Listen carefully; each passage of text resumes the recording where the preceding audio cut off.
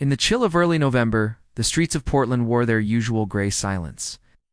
The kind that seeps into your bones and makes you clutch your coffee just a little bit tighter. Cars hummed past in a slow rhythm, their headlights reflecting off puddles left by the morning rain. At the edge of Maple Avenue, near an old diner that had seen better days, sat an elderly woman. Her coat was thin, her scarf was frayed, and her hands trembled slightly as she cupped them together for warmth. Most people passed without even seeing her. Some glanced but quickly turned away, pretending to scroll through their phones. Adjusting their radio or fixing their gaze on the road ahead, she was invisible, hidden in plain sight.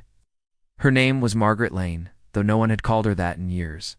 To the world, she was just another old woman sitting on the curb. But once, she had been a mother. Once, she had been someone's entire world. 30 years ago, Margaret's house smelled of cinnamon rolls and baby lotion. She had 3 children, Nana, Luke, and Sarah, and she'd sworn to give them a life softer than her own. She worked double shifts at a laundromat, humming lullabies as she folded strangers' clothes. Dreaming of college for her kids, of better days ahead. But life, as it so often does, took more than it gave. Her husband left when the youngest was just 10.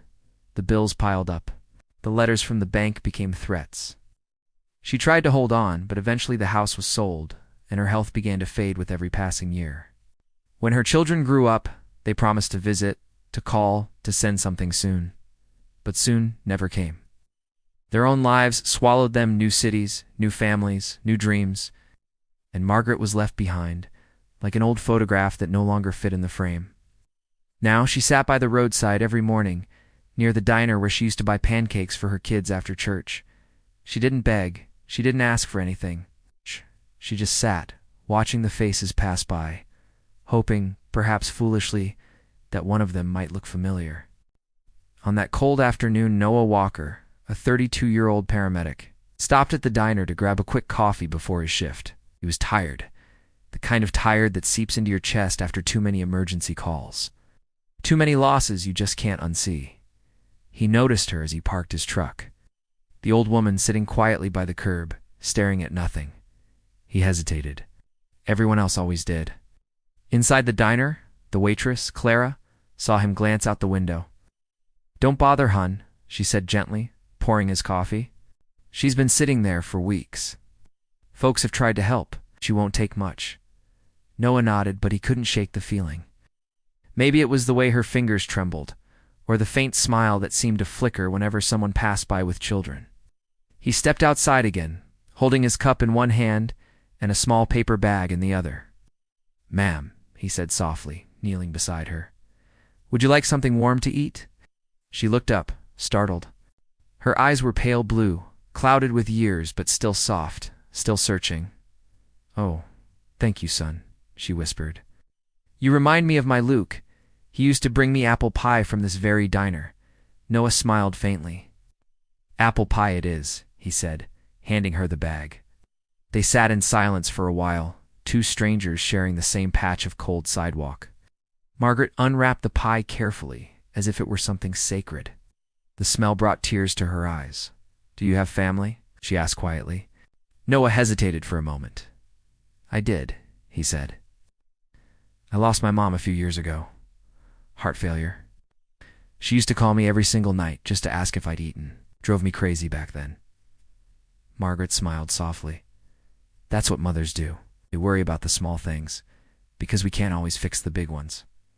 He looked at her, realizing how similar her voice was to his mother's.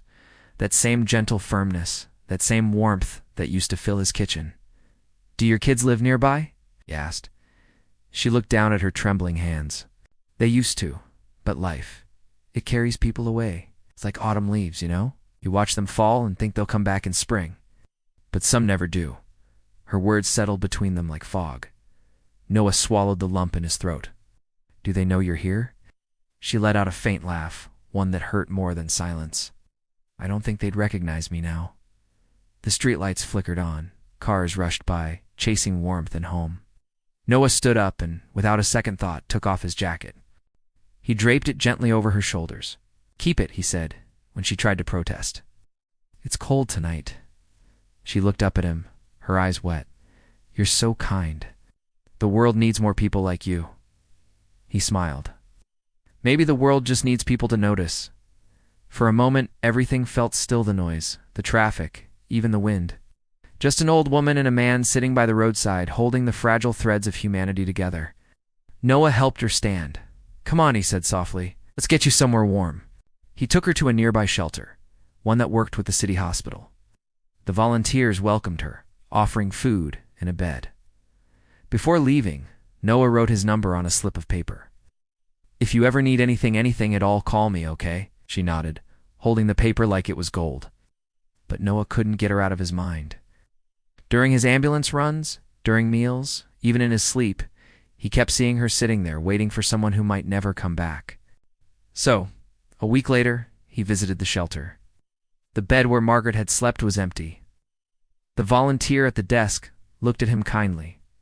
"She passed peacefully 2 nights ago," she said. In her sleep, he found this note beside her pillow. She handed him a small piece of paper. It read, in shaky handwriting, "To the kind man who gave me pie and warmth, you reminded me what it feels like to be someone's mother again. Thank you for seeing me.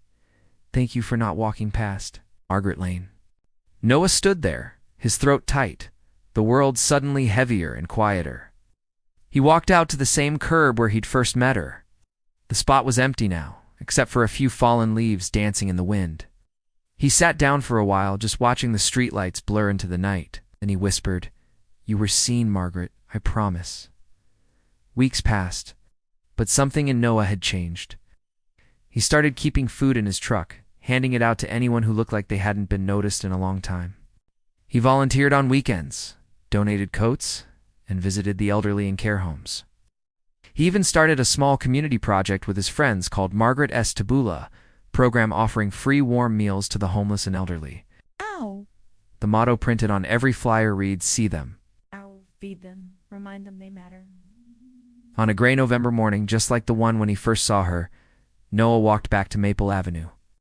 The diner was still there, with the same peeling sign, the same smell of coffee and rain. He sat by the curb, setting down a slice of apple pie beside him. A few people passing by stopped and smiled.